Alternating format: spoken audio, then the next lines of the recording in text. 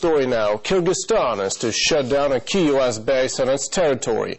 The country's president, Kurmanbek Bakiyev, made the announcement in Moscow after he was promised a $2 billion loan by the Russian leader. Although no official link between the two events has been made. But Washington says it still hopes to use the Manas base, as it is a major supply depot for NATO troops in Afghanistan. Svetlana Kurakina explains.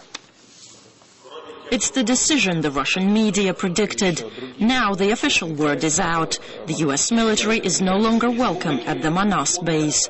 Since 2001, the airport near the capital Bishkek has been home to a 1,000-strong American airbase as Kyrgyzstan joined the anti-terror coalition set up after 9/11. The base provided backup support for NATO troops in Afghanistan.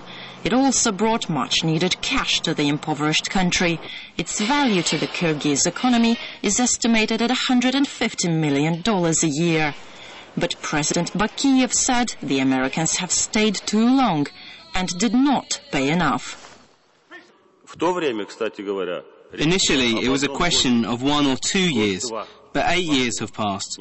We have repeatedly raised the issue of economic compensation for the existence of the base in Kyrgyzstan with our American partners, but we have not been understood. The once warm welcome has chilled after incidents between locals and military personnel. There have been reports of fights with the local population.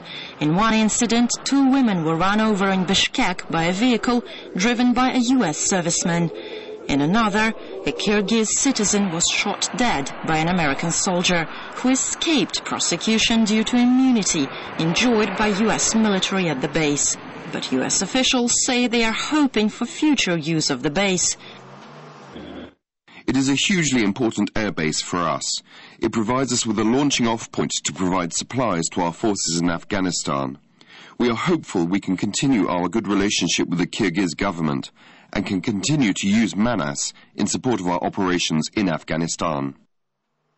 With Washington vowing to boost the war effort in Afghanistan, the closure is bad news. The base is very significant. We all know that it ensures from the north air cover for operations which are not just U.S. and not just NATO. It's an international operation against the terrorist organizations inside Afghanistan, specifically the Taliban and Al-Qaeda. Russia, along with China and Kyrgyzstan's neighbors, Uzbekistan and Kazakhstan, has long supported the closure. Kyrgyzstan also hosts a Russian military base on its territory.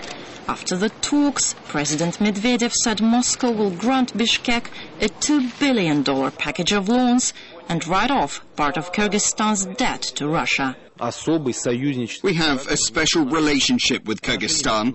It's unprecedented support in times of financial crisis, but it's a strategic decision that's in the interests of both Russia and Kyrgyzstan.